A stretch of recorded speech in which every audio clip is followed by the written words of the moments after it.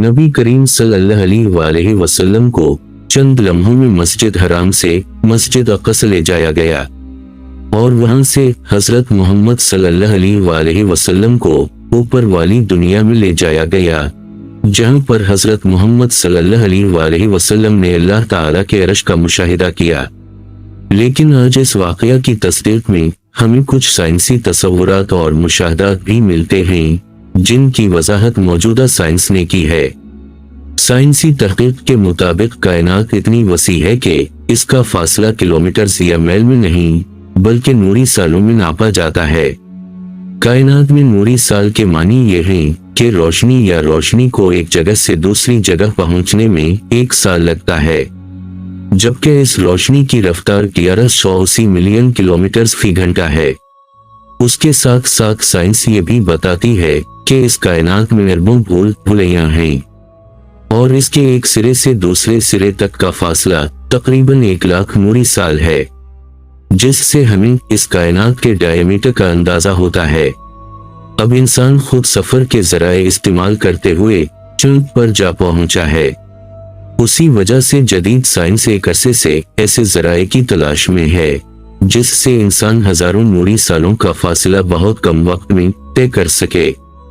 और इस तहकीक में साइंसदान कामयाब भी हुए, जिसमें साइंस ने एक थियरी से एक ऐसा तरीका ढूंढ निकाला जो इंसान के इस मकसद को पूरा कर सके, और इसे वर्म होल का नाम दिया गया। इस वर्म होल के जरिए इंसान पलक झपकने में लाखों नहीं तो हजारों नूरी साल का फासला तय कर सकता है। और ये वर्म होल इस कायनात के किसी भी हिस्से में किसी भी वक्त गायब हो सकता है। यानी हमने सीखा कि कायनात में अरबों किलोमीटर्स का फासला पलक झपकने में तय किया जा सकता है। अब वक्त को समझने की कोशिश करते हैं। आमतौर पर वक्त को घड़ी या सूरज की गर्दिश से मंसूब किया जाता है, जबकि साइंस के मुताबिक वक्त भी एक डायरेक्शन का नाम है जिसे दूसरी कायनात की चीजों की तरह तब्दील किया जा सकता है। यानी वक्त घड़ी की हरकत या दिन और रात की रफ्तार से नहीं रुकता और वक्त एक खास सिमत में मुस्तकबिल की तरफ बढ़ रहा है। ताहम वक्त की रफ्तार मुख्तलिफ मकामात पर मुख्तलिफ हो सकती है। ये एक बहुत अहम तस्वुर है। स्पेस टाइम का जिक्र करना भी जरूरी है। आम इस्तिलाहात में खला 3 डायरेक्टिव्स X, Y, Z पर मुश्तमिल होता है, जिसमें किसी भी डायरेक्शन को तब्दील किया जा सकता है। उसी तरह वक्त भी एक डायरेक्शन का नाम है जो आगे बढ़ रहा है।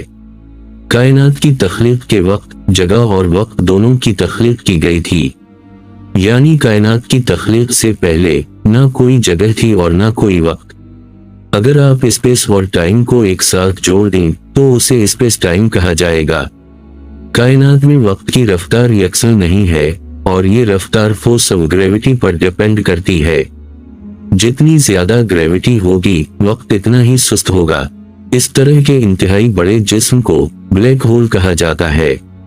इसकी कशिश शकल इतनी ज्यादा है कि वक्त यहाँ रुक जाता है और रोशनी इसमें से गुजर नहीं सकती। इस बहस से हमें मालूम हुआ कि कायनात में वक्त की रफ्तार यकसन नहीं है, लेकिन उसमें मौजूद अशिया की ग्रेविटी की वजह से रफ्तार कम या ज्यादा हो सकती है। इसलिए मुमकिन है कि खुदा की हिकमत के तहत हजरत मोहम्मद सल्लल्लाहु अलैहि वसल्लम का सफर इस वरम हाल से होकर आया हो जहां पलक झपकने में लंबा फासला तय करना मुमकिन है। इसलिए नबी सल्लल्लाहु अलैहि वसल्लम ने सैकड़ों मील का सफर तय करके मस्जिद अक़सा की सैर की और वहां से ऊपर रवाना हो गए। उसी तरह स्पेस टाइम थ्योरी के मुताबिक कायनात की मुख्तलिफ तहों में वक्त की रफ्तार यकसन नहीं है और जैसा कि ब्लैक होल के बारे में बताया गया है कि इसमें वक्त तकरीबन रुक गया है। यही वजह है कि जमीन की ग्रेविटी की वजह से चंद लम्हे ही गुजरे थे, लेकिन कायनात की दीगर दुनियाओं में वक्त की रफ्तार बज़ाहिर मुख्तलिफ थी।